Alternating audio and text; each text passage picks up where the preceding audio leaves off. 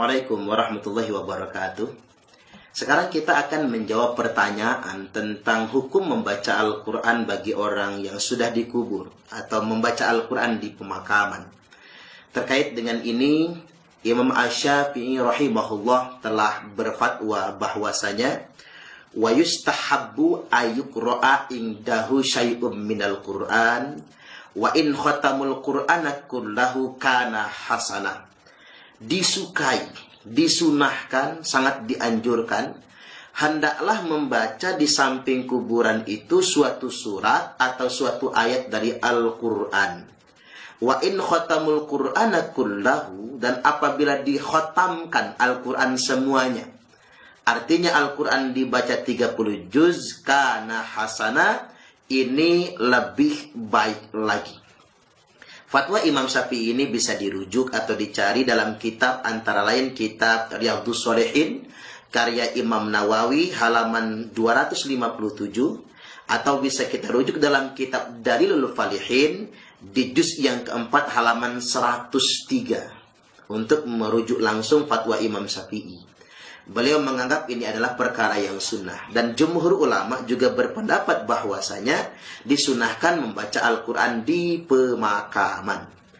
Ada hadis yang hasan gharib derajatnya diriwayatkan oleh Imam Tirmidzi bahwasanya ada seorang sahabat Nabi yang sengaja mendirikan tenda di pemakaman.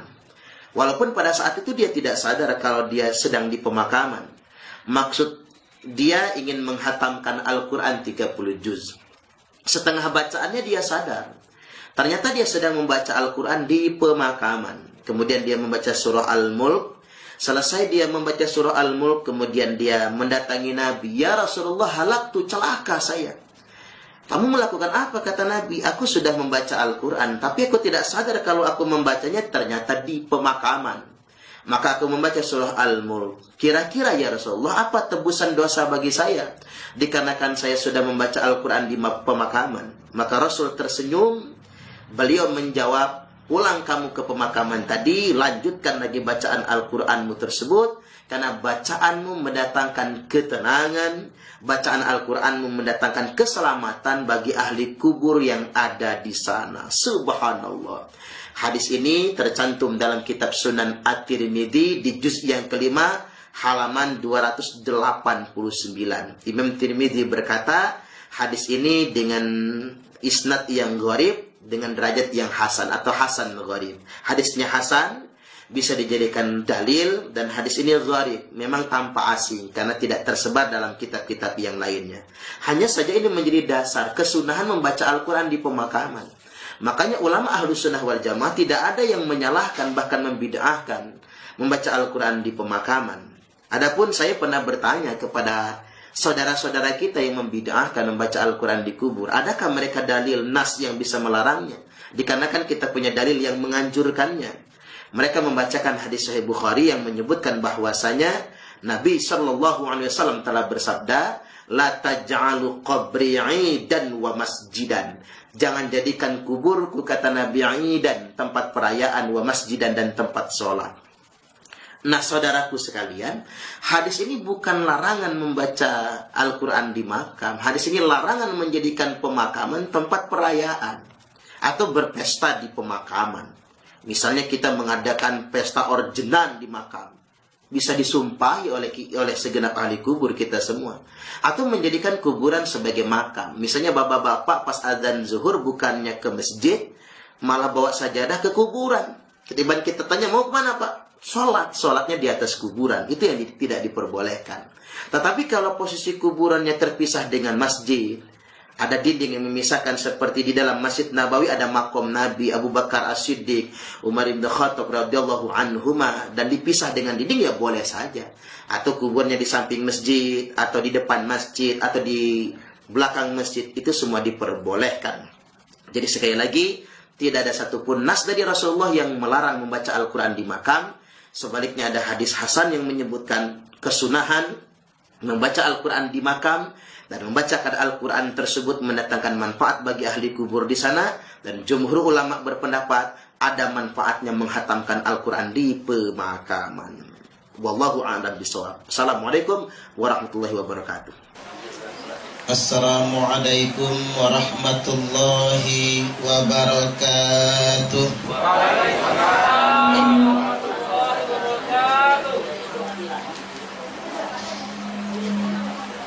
A'udzu billahi minasyaitonir rajim. Bismillahirrahmanirrahim. Alhamdulillahilladzi ja'ala likulli ummatin ajal. Fa idza jaa'a ajaluhum la yasta'khiruna sa'atan wa la yastaqdimun. Asyhadu an la ilaha illallahul malikul haqqul mubin. Wa asyhadu anna Muhammadar Rasulullah shadiqul wa'dil amin. Allahumma salli wa sallim ala sayyidina Muhammadin wa ala alihi wa ashabihi ajma'in. Amma ba'du. Yang saya hormati para ustaz, para imam-imam, imam musholla, imam masjid, imam yasin tahlil, aparat lingkungan setempat, tokoh agama dan tokoh masyarakat, tokoh adat, sesepuh keluarga besar yang tidak dapat saya sebutkan satu persatunya. Selanjutnya yang saya hormati sahibul musibah Bapak Ridwan Shah. Kami yang datang ke sini turut berduka cita dan ikut berbelasungkawa atas wafatnya istri beliau, almarhumah Happy Heni Wijaya binti Sukra Wijaya. Kami turut mendoakan almarhumah, semoga Allah mengampuni dosa-dosa beliau, dihapuskan segala kesalahannya, dilipat gandakan pahala amal kebaikannya, kemudian saat ini diluaskan di kuburnya, dan di akhiratnya nanti dimasukkan ke surganya Allah kekal abadi selama-lamanya. Allahumma amin. Pak Ridwan yang mana? Pak Wansa? Di luar ya? Buat Pak Wansa dan anak-anaknya, memang istri beliau wafat di usia muda. Penyakitnya cuman lantaran. Kematian adalah ajal dari Allah Ta'ala. Memang itulah suratan takdirnya. Beliau akan wafat di usia yang relatif masih muda. Makanya orang kadang salah paham Bapak Ibu dan gagal paham. Bukan corona yang menyebabkan kematian, tapi kematian itu ajal. Betul kira-kira? Ajal kematian itu. Buktinya yang mati bukan karena corona juga banyak, karena itu cuman sebab saja. Beliau Ibu Happy Heni Wijaya menderita tumor. Sakit ini Bapak Ibu ada fadilahnya. Orang yang berobat karena sakit tidak sembuh sakitnya hingga ajalnya, maka ia akan mati tanpa dosa sama sekali. Kita doakan almarhumah Happy Heni Wijaya wafat kemarin tanpa dosa sama sekali. Allahumma amin amin ya rabbal alamin. Selanjutnya hadirin wal hadirat, bapak-bapak dan ibu-ibu jamaah takziah dari keluarga besar maupun lingkungan tetangga sekitar, saya izin ceramah di dalam. Yang di luar cuma dengar suaranya saja, karena kalau lihat keluar sepuling ya Pak ya. Jadi fokus ke dalam. Tidak banyak yang hendak saya sampaikan, cuman menguatkan tentang apa yang kita lakukan malam ini sungguh bermanfaat buat orang yang wafat meninggal dunia. Ini malam ke-7 ya Pak? Jadi begini Bapak Ibu rahimakumullah. Orang mati itu 7 langkah kita tinggalkan makomnya, selesai penguburannya, maka ia langsung diinterogasi oleh malaikat Munkar dan Nakir. Makanya karena Nabi sallallahu alaihi wasallam idza faragha min dafnil mayyit, bahwasanya Nabi sallallahu alaihi wasallam apabila beliau selesai dari menguburkan mayit, beliau tidak langsung pulang. Waqafa alaihi, beliau tinggal sebentar, waqala, lalu bersabda, istaghfiru li akhikum. Habis menguburkan ini, kata Nabi, mintakan ampun untuk saudara kalian yang baru dimakamkan ini. Wasallallahu tatbih, doakan juga ia agar memiliki kemantapan. Fa innahul ana yus'al, karena sekarang ini dia sedang ditanyai, diinterogasi oleh malaikat Munkar dan Nakir. Hadis ini hadis sahih, tercantum dalam kitab Sunan Abi Dawud nomor hadis 3121 dan disahihkan dalam kitab Sahih Al-Jami' nomor 945. Jadi tak perlu meragukan tentang kesahihan hadisnya. Intinya perintah Nabi, kalau ada orang yang baru dikubur, doa kita yang masih hidup ini bisa ngebantunya dalam meringankan saat menjawab pertanyaan malaikat. Ini yang nanya malaikat, Bapak Ibu. Kita diinterogasi polisi aja bisa kencing di celana. Diinterogasi KPK tambah lagi. Pejabat setinggi apapun, Pak, kalau sudah masuk ruang penyidik KPK lemas semua. Jago kayak manapun dia. Nah, ini yang menginterogasi bukan Pak polisi, bukan jaksa dan KPK, tapi yang menginterogasi malaikat. Malaikat Munkar dan Nakir. Dia nggak peduli yang mati presiden atau bukan, yang penting ditanya. Nah, kita ngebantunya dengan doa agar dia ringan saat menjawab pertanyaan malaikat. Nah, Imam Hambali ditanya, Syekh, berapa lama orang mati dikubur? Ditanya. Kata Imam Hambali, paling singkat 7 hari 7 malam. Itu ditanya tiap hari siang malam. Orang munafik itu sampai 40 hari. Orang kafir sampai datangnya kiamat nanti. Makanya muncul fatwa Imam Tawus, innal mauta yuftanuna fi kuburihim sab'an fakanu yustahabbuna ayyut'ima anhum ta'aman tilka ayyam. Sesungguhnya orang mati paling singkat akan diinterogasi, ditanyai di kuburnya 7 hari 7 malam. Maka untuk membantu meringankannya disunahkan bagi keluarga yang ditinggalkan agar mengeluarkan sedekah makanan semampunya. Makanya keluarlah jeruk malam, salak, anggur, malah yang di depan saya udah tinggal 1 jeruknya. Di sini masih banyak di sebelah situ.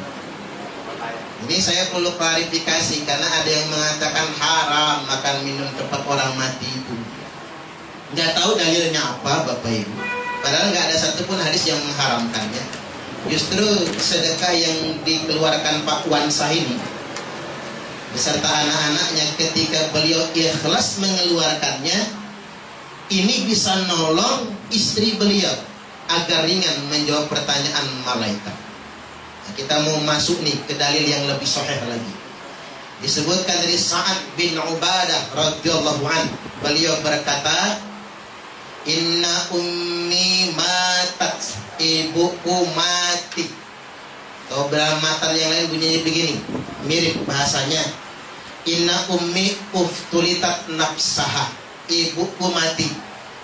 Walam tus, kemarin waktu mati nggak ada pesan apa-apa, nggak ada omongan, nggak ada wasiatnya. Wa adhunnuha law takalamat tasaddaqat, tapi aku punya pikiran ya Rasul, kata Sa'ad bin Ubadah. seandainya ibuku ini masih bisa ngomong, mungkin dia ingin sedekah. Itu benar Bapak Ibu. Seandainya orang mati masih bisa WA, japrik dia. Saya yakin Bu Heni happy ya kalau masih bisa WA, ngomong sama suami, Pak sedekah ge, ngebantu saya agar ringan jawab pertanyaan malaikat. Karena orang pun kalau mati ingin pulang ke dunia, pilihannya adalah sedekah. Quran nyebut begitu. Seandainya orang mati bisa pulang ke dunia, dia ingin sedekah. Seandainya orang mati masih bisa ngomong, dia berwasiat ingin bersedekah. Apa yang fa'wa in tasaddaqtu anha? Apakah ibuku dapat manfaat ya Rasul? Seandainya aku yang inisiatif dengan sendirinya sedekah atas nama ibu saya.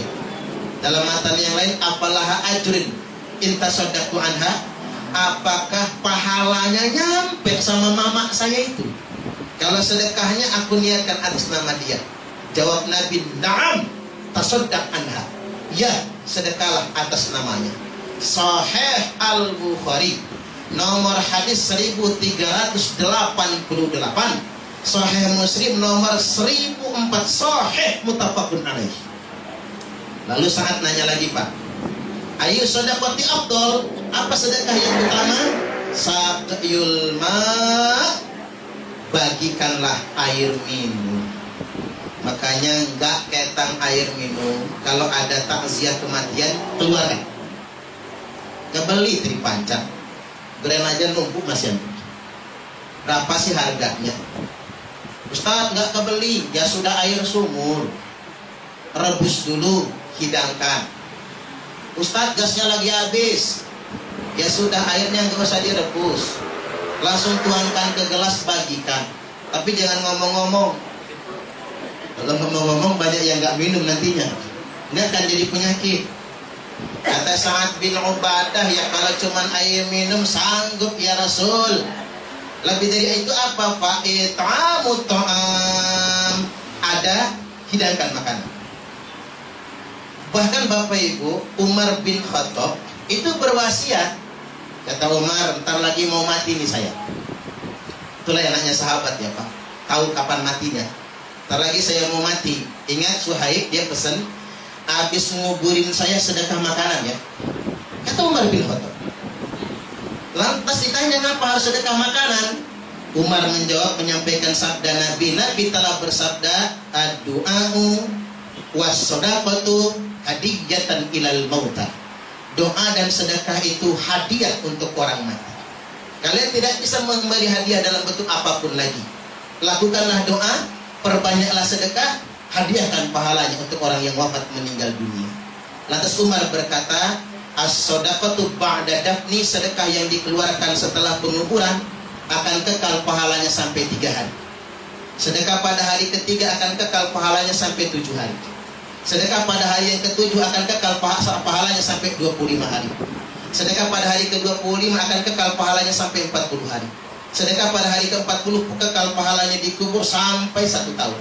Sedekah pada 1 tahun kekal pahalanya sampai 1000 hari, alias 3 tahun. Itu dalam kitab Al-Hawi lil Fatawi.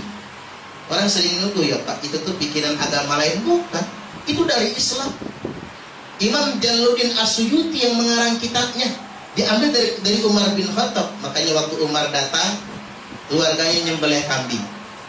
Orang Lampung zaman dulu ya Pak, nyembelih kambing, nyembelih sapi. Keluarganya nyembelih kambing. Sahabat agak sungkan mau makan, maka diingatkan oleh Abbas bin Abdul Muthalib, paman Nabi. Nabi wafat, kita makan minum. Abu Bakar wafat, kita makan minum. Sekarang Umar yang wafat, kenapa kita nggak mau makan? Maka semua kemudian makan. Nah, yang mau saya luruskan begini Bapak Ibu, sebetulnya begini, yang diharamkan ulama itu orang melarat maksa. Gara-gara tahlilan, besekan, rumah kegade, kebun kejual, anak-anak kelaparan. Bahasa orang dulu, besar pasak daripada tiang. Orang Jaseng nyebut biar tekor asal pesohor. Orang Palembang nyusul, kue putu buatan Cek Gaya, awak buntu banyak gaya. Jadi ini yang tidak boleh sebetulnya. Gara-gara maksa semuanya jadi rusak-rusakan. Sekarang juga zaman udah hebat. Kalau zaman ubak saya dulu meninggal dunia, itu pak orang nyumbang itu kan pakai bakul tuh, bakul baskom yang isi beras, mie kuning, telur, ayam kampung. Di kampung saya nggak level ayam potong, nggak dimakan orang. Ayam kampung sekandang penuh ayam kampung. Makanya saya ingat betul pas 100 hari bapak saya itu, beras itu masih 2 karung kintalan itu bapak.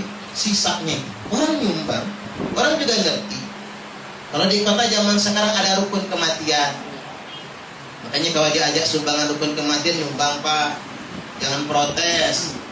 Itu ditagih ngedumel, saya ini nyetor terus tapi gak pernah dapat giliran. Dia minta sama Allah biar dipercepat waktunya. Tujuannya kan untuk meringankan. Kalau yang mati gak kebeli kapan misalnya.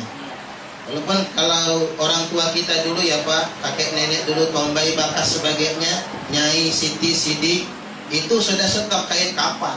Kita aja yang gak biasa. Orang tua dulu kan udah beli sendiri kain kapan. Takut betul ya kalau kehabisan stoknya. Udah siap betul untuk kematian ini. Ada lagi sumbangan. Ada lagi sekarang satu musibah kematian dari pemerintah kota 1 juta misalnya. Ada antisipasinya bagi yang tidak mampu. Nah bagi yang mampu ingin lebih silahkan. Saya ceramah di Pahoman yang meninggal mantan bupati. Semua yang hadir dikasih majmuk sari. Bapak-bapaknya dikasih sarung sama besek double. Ibu-ibunya telepung sama kerudung. Begitu pulang semua yang datang takziah dibagi amplop isi duit. Saya langsung membatin, yang takziah saja di amplop, apalagi saya yang ceramah. Iya juga ya. Loh mengapa mereka lakukan pak? Bukan sok-sokan, karena memang ada uangnya. Dan anak cucunya ingin sedekah, bapaknya ada harta, apalagi mantan bupati, dan belum pernah ditangkap KPK. Jadi utuh hartanya itu. Ya jatah warisan udah dikasih pak. Ingin sedekah silakan kalau orang berharta, nggak ada haram-haramnya, nggak ada yang dilarang akan perkara itu semua. Nah saya ingin luruskan pak, belakangan ini orang mengharamkan itu banyak di Facebook atau di WA. Ahli kubur disiksa gara-gara tahlilan keluarganya. Mulai geger orang se-Indonesia ini mau berhenti tahlilan. Kebiasaan orang kita ini kalau baca informasi judulnya doang, nggak dibaca isinya. Coba teliti lebih dalam apa isinya. Ternyata dalilnya cuma satu yang dipakai itu bapak ibu, yang mengharamkan tahlilan itu. Dalilnya cuma satu. Innal mauta yu'adzabuna bi bukai ahlihi alaihi. Sesungguhnya orang mati akan disiksa gara-gara ratapan keluarganya. Enggak ada kalimatnya tahlilan. Itu namanya memperkosa hadis kasarnya. Jadi memperalat hadis itu namanya, enggak boleh. Yang dikatakan hadis itu ahli kubur disiksa gara-gara ratapan keluarganya. Nah ratapan itu pekerjaan. Sifatnya kayak mana? Kata Imam Nawawi ada 3 ratapan yang membuat ahli kubur disiksa. 1, menggundul rambut. Biasanya orang Arab kalau tinggal mati suami ya bu, rambut dipotong, dikundulin. 2, menampar-nampar wajah dan membenturkan kepala ke dinding. Itu kebiasaan orang Arab tuh. Kalau ada keluarga mati zaman jahiliyah. Yang 3, merobek-robek pakaian.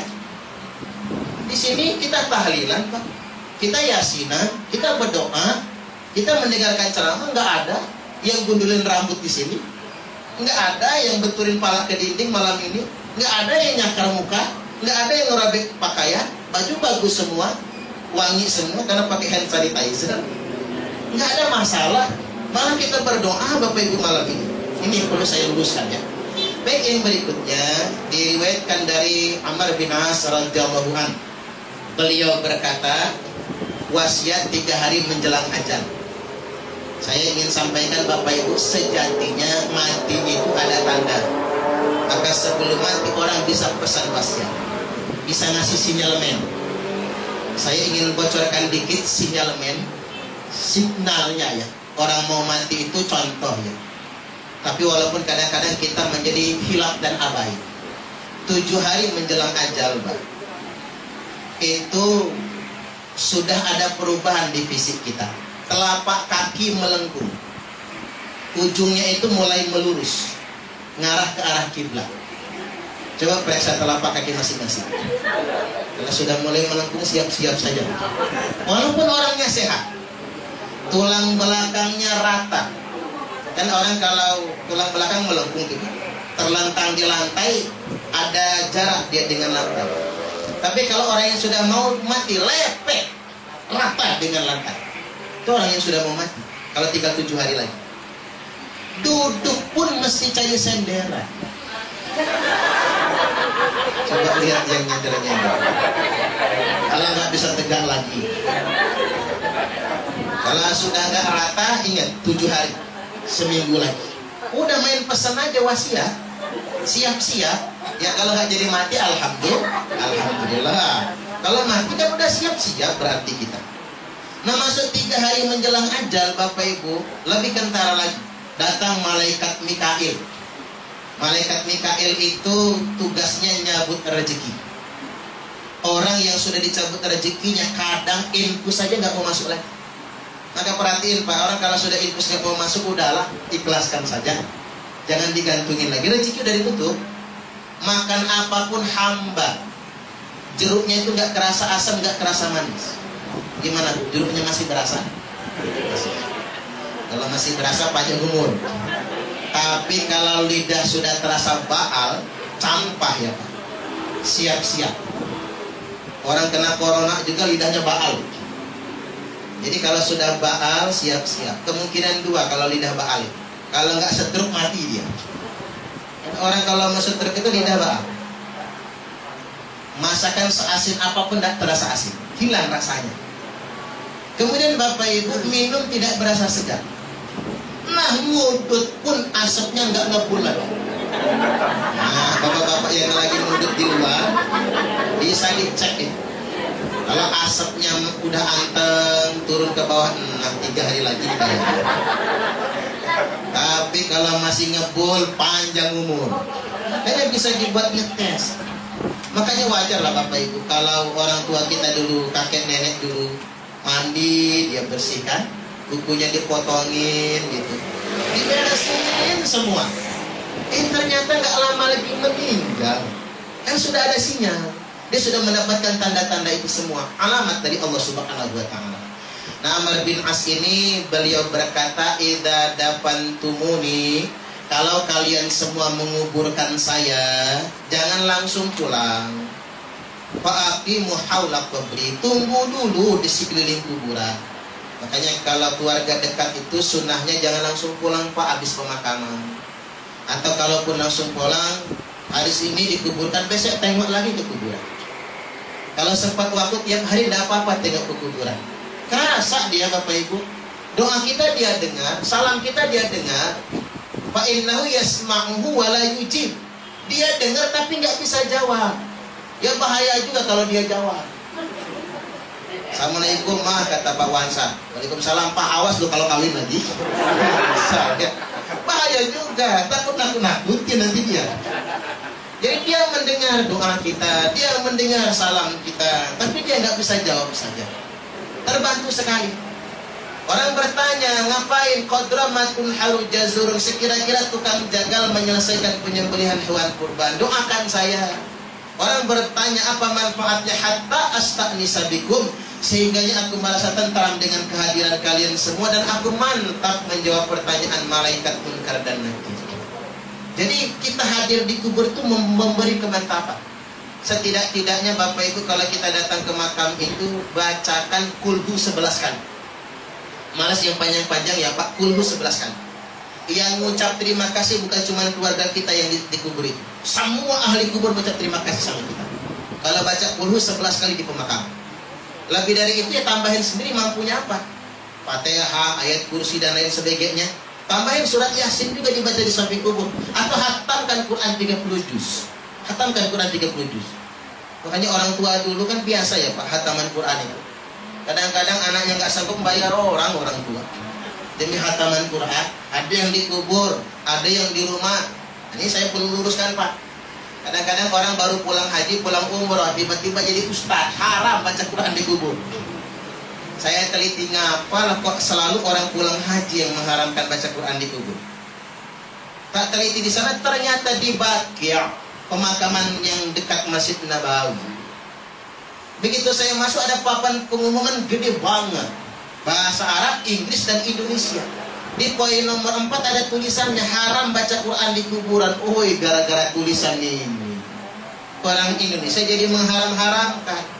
Saya perlu sampaikan Bapak Ibu, itu pendapat orang Arab. Orang Arab zaman sekarang, bukan zaman Nabi. Karena mereka punya mazhab sendiri, namanya mazhab Wahabi, yang mengharamkan baca Quran di kubur, tapi nggak punya dalil. Kita punya dalil baca Quran di kubur tuh. Jadi sahabat ini baca Quran di kubur, Pak. Tapi sebelumnya dia nggak tahu kalau itu kuburan, pengen hataman. Dia sengaja betul bikin tenda. Biar kalau hujan nggak kehujanan, kalau panas nggak terasa panas. Kemudian dia sadar, kuburan ini. Dia tutup Quran, dia datangi Nabi, halaktu ya Rasulullah, celaka saya ya Rasul. Apa kata Nabi? Saya baca Quran di kubur. Tapi saya nggak sadar kalau itu kubur sebelumnya. Apa penebus dosa bagi saya karena saya sudah baca Quran di kubur? Jawab Nabi, pulang kamu ke kuburan tadi. Lanjutkan bacaan Quranmu sampai selesai. Karena bacaanmu mendatangkan keselamatan dan ketenangan bagi semua ahli kubur yang ada di sana. Allahu Akbar. Hadis Hasan Sahih, Sunan Tirmidzi, juz yang kelima, halaman 289. Saya yakinkan sama Bapak Ibu, tidak ada satupun hadis yang melarang baca Quran di kubur. Carilah sampai botak pala. Sudah saya tanya sama yang larang soalnya, Pak, nggak ketemu dalilnya. Tapi ada hadis sahih yang menganjurkan baca Quran di kubur. Bahkan sebaiknya sampai hantam. Nah, Imam Syafi'i berfatwa, wa yustahabbu ayyuqra indahu syai'un minal Quran wa in khatamul Qur'ana kullahu kana hasana. Sunnah hukumnya dibacakan Quran di samping kuburan, dan seandainya dihatamkan 30 juz itu lebih baik lagi. 4 mazhab sepakat tentang kesunahan baca Quran buat orang yang wafat meninggal dunia. Yang membid'ahkan itu orang zaman sekarang. Kadang belajarnya juga bukan di pondok, belajarnya di internet. Nanti kalau mati ditanya malaikat, guru kamu siapa? Syekh YouTube Al-Interneti. Kiainya Kiai Haji Google, ustadznya Ustadz Facebook LCMA. Saya bukan menggurui Bapak Ibu, tapi pengalaman saya, orang yang gampang menyalahkan, dikit-dikit ngomong salah itu, rata-rata nggak punya pengalaman pondok. Rata-rata, bukan mendahului ya Pak. Karena ngapa? Bukan menyalahkan dia, bukan. Kadang-kadang kita ngaji itu nggak tuntas, nggak lengkap ngajinya. Makanya kata orang, sedikit tahu itu bahaya, mending bego sekalian. Sedikit tahu nyetir ngebut numbur, sedikit tahu listrik ecak-ecak ngotak-ngatik kesetrum, mending goblok sekalian manggil ahlinya, atau pinter sekalian mending. Makanya Bapak Ibu ada cerita Mukidi itu kan. Mukidi orang desa merantau ke kota. Di kota ngeliat rumah gede-gede, kaget. Begitu Mukidi lewat kantor bank, di kaca bank ada tulisannya open. Begitu baca tulisan open, Mukidi heran, Masya Allah, open gede tenan. Nih opennya sakme nih, koyo apa bolu nih, kata dia. Heran dia open orang kota, buat mangga gue gede-gede banget. Lagi melatotin tulisan open di kancah pintu bank, masuk turis. Orang kulit putih mau masuk bank, sama Mukidi dipanggil, Mas, ojo melebu, iku open. Si turis noleh ngomong apa orang gitu. Masuk aja dia. Sama Mukidi ditungguin, pengen tahu jadi apa keluarnya nanti. Setengah jam kemudian keluar Bapak Ibu, tapi bukan turis yang tadi. Yang keluar negro yang dari Afrika.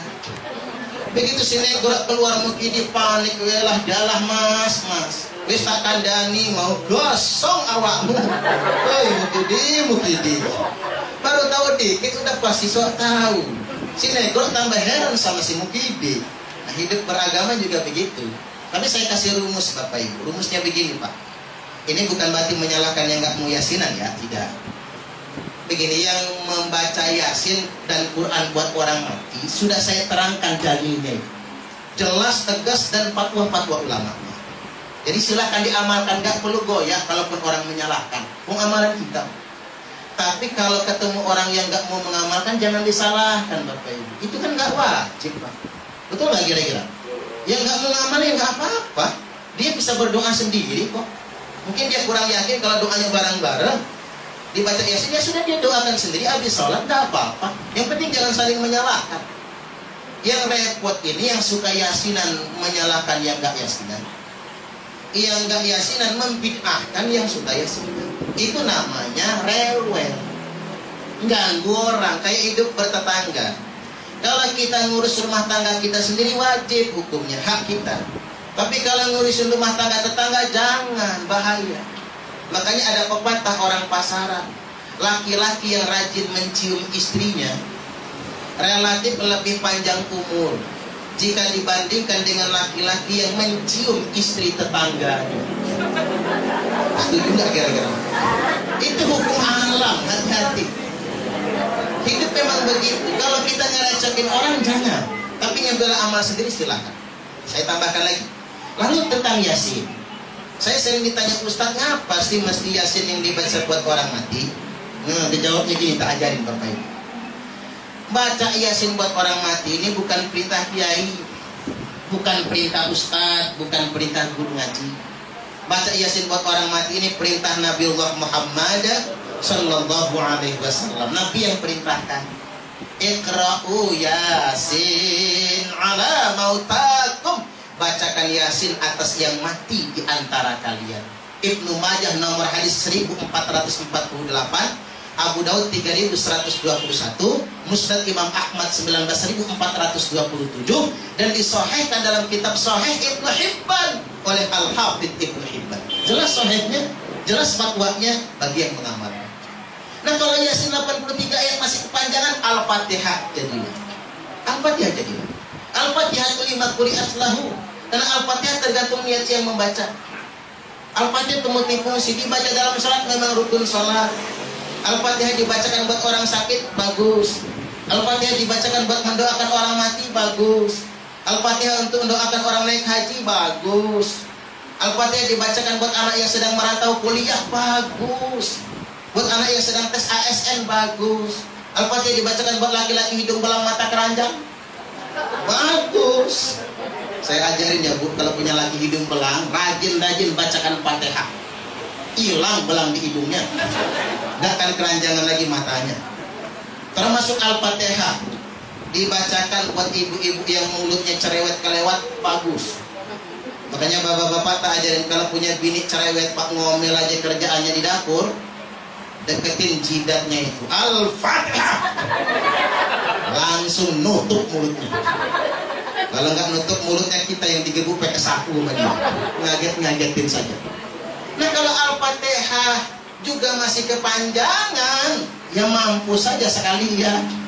Masa malas mendoakan orang tua? Baik Bapak Ibu, sedikit lagi di bagian segmen terakhir saya ingin sampaikan, di balik peristiwa wafatnya almarhumah Happy Hendy Wijaya, ada peringatan bagi kita yang masih hidup ini. Tiba gilirannya kita pasti akan mati juga. Betul kira-kira? Jangan tertipu. Dunia bukan kampung kita. Dunia ini hanya persinggahan. Orang yang tertipu adalah orang yang seolah ingin hidup selamanya. Apa sih yang kita bisa dengan hidup selamanya? Coba umpamakan saja bapak-bapak umur di atas 100 tahun. Enggak enak Pak. Teman udah mati semua. Ujung-ujungnya kalau bapak-bapak umur 120, anaknya aja udah mati semua sama mantunya. Tinggal cucung-cucung aja. Ya kalau cucung ikhlas mengurusinya.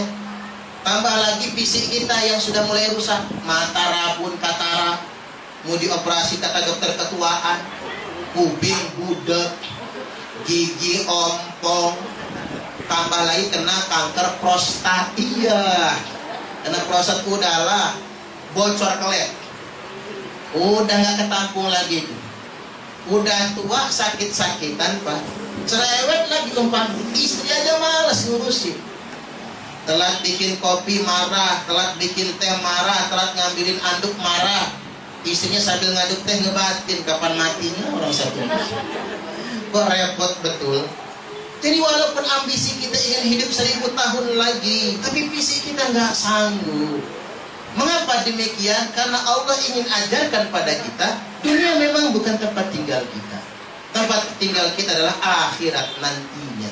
Jadi orang yang tertipu adalah orang yang seolah ingin hidup selamanya di dunia, padahal tempat tinggalnya adalah akhirat nanti. Nah, pilihan dalam hidup kita ini bukan kabur dari kematian.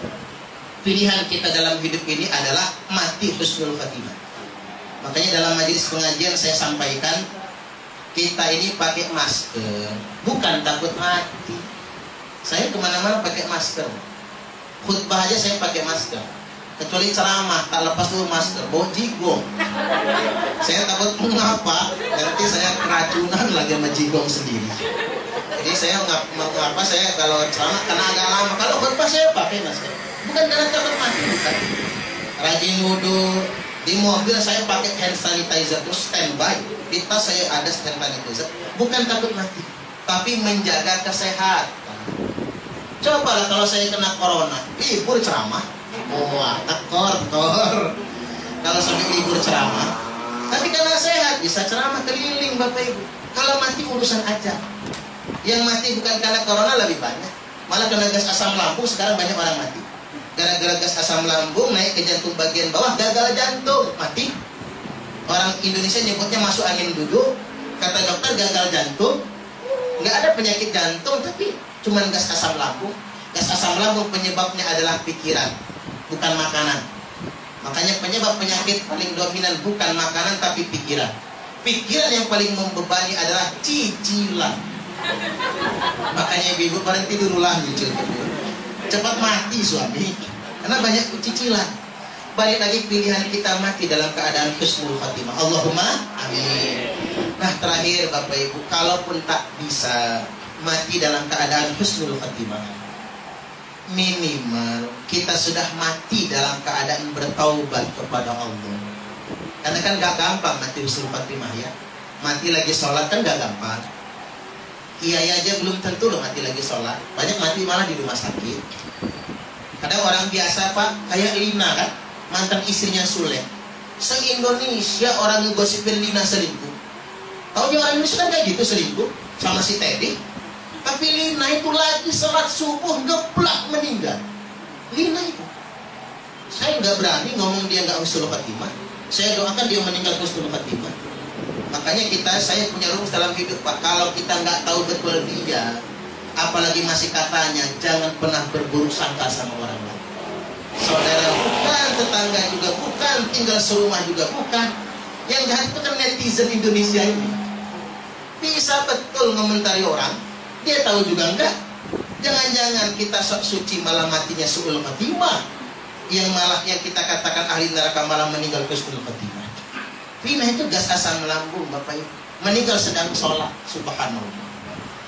Ada yang meninggal di Malabar ya, tempat saya sama Kakanda Marsat. Pak Marsat sama Pak Agun ini masih saudara hubungannya sama saya Bapak Ibu. Dari pernikahan ya, pernikahan Ayub saya gitu. Pernikahan. Jadi di Malabar itu sujud terakhir di Masjid Al-Busra. Perumnas Wahalib, sujud terakhir sholat subuh, meninggal. Bukan kiai Pak, bukan ustaz, bukan saya, orang biasa saja. Ada yang mimpin doa meninggal. Mungkin kita belum bisa kayak gitu, tapi mudah-mudahan bisa. Allahumma amin. Kalaupun tidak bisa, minimal taubat sebelum mati. Wa taubatan qablal maut. Nah, Nabi berdoa kepada Allah, ya Allah, terimalah taubat umatku. Kata Allah, terima taubat umatmu kalau mereka bertaubat setahun sebelum kematian. Nangis Nabi Pak. Kalau itu takdirmu ya Allah, umatku pasti masuk neraka semua. Nggak sempat mereka taubat. Ya sudah, kata Allah, setengah tahun dipepetin. Tapi ada ya Allah, di antara umatku itu taubatnya, kata Nabi, sebulan lagi mau mati baru taubat. Kalau begitu kata Allah, terima taubat umat kalau mereka bertaubat sebulan lagi sebelum ajal. Kalau bisa jangan ya Allah, kata Nabi. Karena ada di antara umatku seminggu lagi mau mati baru taubat. Ya sudah, kata Allah, aku terima taubat umatmu kalau mereka bertobat seminggu sebelum ajal. Tapi ya Allah, ada di antara umatku, kata Nabi, yang sehari lagi mau mati baru taubat. Gara-gara malam ini ngedengerin ceramah, pulang ke rumah taubat. Besok mati.